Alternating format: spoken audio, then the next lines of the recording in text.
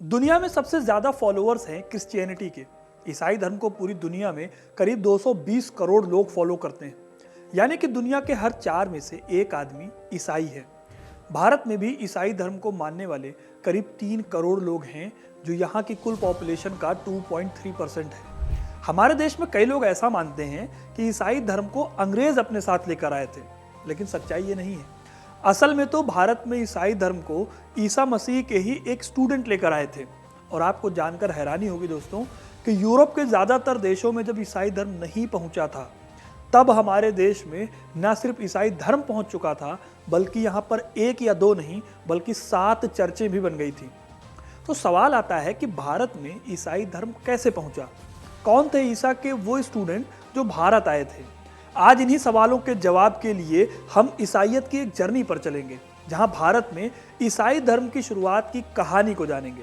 क्योंकि अपना इतिहास नहीं जानोगे तो खुद को कैसे पहचानोगे? तो भारत में ईसाईयत अंग्रेज लेकर नहीं आए थे। यहाँ ईसाईयत की शुरुआत ईसा के ही एक स्टूडेंट ने की थी, जिन्हें थॉमस द अपोस्ट कहा जाता है। इन्हें डाउटिंग थॉमस भी कहा जाता है, क्योंकि ईसाई धर्म ग्रंथों के हिसाब से ईसा मसीह के दोबारा जन्म लेने की जो घटना हुई थी, उसको इन्होंने सच नहीं माना था। बाद में इसे सच मानकर उन्होंने ईसाई धर्म को फैलाने का काम किया।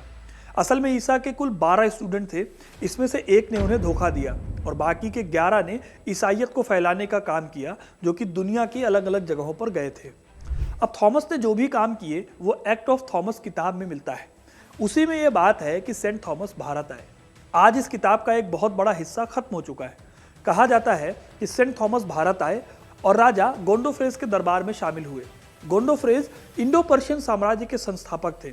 उनके राज्य की सीमा ईरान तक थी, जिसमें पाकिस्तान, अफगानिस्तान और उत्तर पश्चिम भारत का कुछ इलाका शामिल था। इसके बाद सेंट थॉमस मालाबार कोस्ट यानी कि केरल तक गए।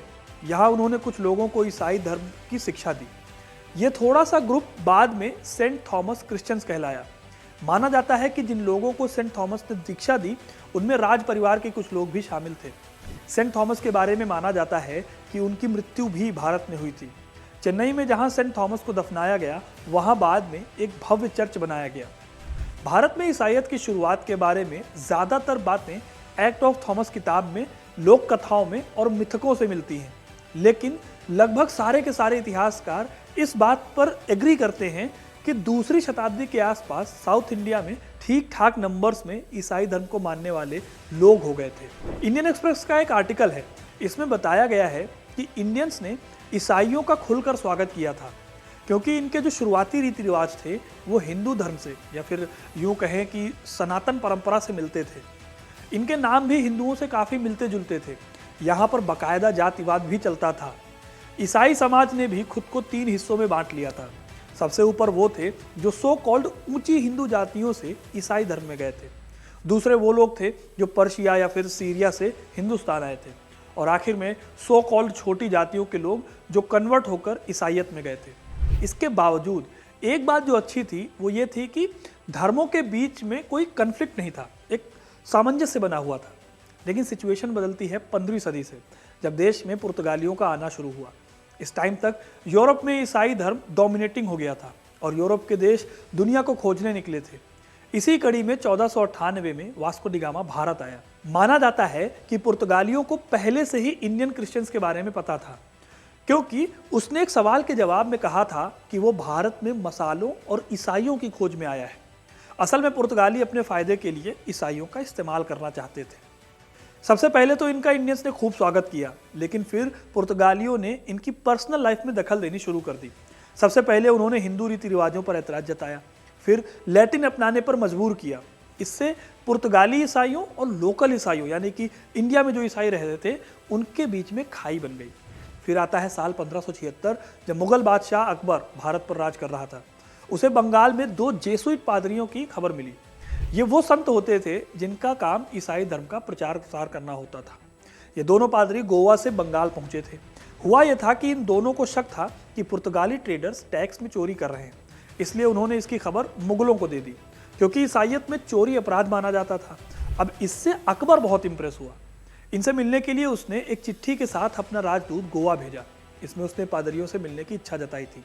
दोनों पादरी बहुत खुश हुए, उन्हें तो अपने धर्म का प्रचार करना ही था और मुगल बादशाह उन्हें बुला ले ये तो उनके लिए सोने पर सुहागा था। फरवरी 1580 में दोनों आगरा पहुंचे। यहाँ अकबर ने इनका स्वागत किया। दोनों पादरियों ने बादशाह को एक बाइबल गिफ्ट की। अकबर ने अपने उलेमाओं और अलग अलग धर्म के जानकारों को इकट्ठा किया। उन्हें आदेश दिया कि वो दोनों से सवाल जवाब करें। कई दिनों तक किताब पर बहस चली। कई बार मामला संगीन भी हुआ, लगा कि सब खत्म हो जाएगा, लेकिन बहस चलती रही। करीब 3 साल तक दोनों पादरी आगरा में रहे और 1583 में ये दोनों गोवा लौटे। अकबर इन दोनों से बहुत इंप्रेस हुआ था, इसलिए पादरियों को भी लगा कि अकबर खुद को ईसाई धर्म में कन्वर्ट कर लेगा। लेकिन जैसा सोचा था वैसा हुआ नहीं। हाँ, ये ज़रूर हो गया था कि 1595 में उन्हें लाहौर में एक चर्च बनाने की परमिशन मिल गई। फिर लाहौर के बाद अकबर ने आगरा में एक और चर्च बनवाई। फतेहपुर सीकरी के पास की इस चर्च को अकबर चर्च के नाम से जाना गया। इसी दौरान आगरा में पहली बार ईस्टर और गुड फ्राइडे मनाने की परंपरा शुरू की गई। इसमें बादशाह अकबर खुद शामिल हुआ करते थे। साल 1605 में फिर अकबर की मौत हो गई। फिर जहांगीर ने भी अकबर के ट्रेडिशन को फॉलो किया। जहांगीर ने अपने भतीजे को ईसाई धर्म में दीक्षित भी किया। कुछ इतिहासकार मानते हैं कि ये सब जहांगीर ने पुर्तगाली महिला से शादी करने के लिए किया। अब शादी नहीं हो पाई तो जहांगीर ने अपने भतीजे को दोबारा इस्लाम कबूल करवा लिया। अब साल 1613 तक मुगल दरबार और जेसुइट के रिश्ते जो थे वो बहुत अच्छे चले। फिर गोवा में कुछ ऐसा हो गया कि एक बार को लगा कि ईसाई धर्म भारत में खतरे में आ गया है। असल में हुआ ये कि 1613 में एक पानी का जहाज हज यात्रा से वापस लौटकर भारत आ रहा था। इस जहाज पर पुर्तगालियों ने कब्जा कर लिया। जहांगीर इस खबर से बहुत ज़्यादा नाराज हुआ। उसने लाहौर और आगरा के चर्च खाली करवा लिए। यही नहीं, उसने जेसुइट पादरियों को भी कैद कर लिया। करीब 20 साल तक उनको कैद में रखा। अब शाहजहां जब बादशाह बना तो साल 1635 में उसने इन लोगों को कैद से रिहा किया, लेकिन उसने आगरा की चर्च को गिरवा दिया। हाँ, बाद में उसे उसने बनवाया भी। हालांकि 1752 में इस चर्च को अहमद शाह अब्दाली ने फिर गिरा दिया। फाइनली जब देश में अंग्रेजों का राज हुआ तो उन्होंने इस चर्च को दोबारा बनवाया। अंग्रेजों के आने के बाद से ईसाई धर्म में और इजाफा हुआ।